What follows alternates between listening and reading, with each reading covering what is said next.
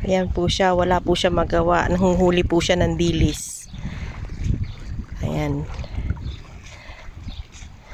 Kasi wala po kaming ulam mamaya. Gagawin namin torta. Yeah.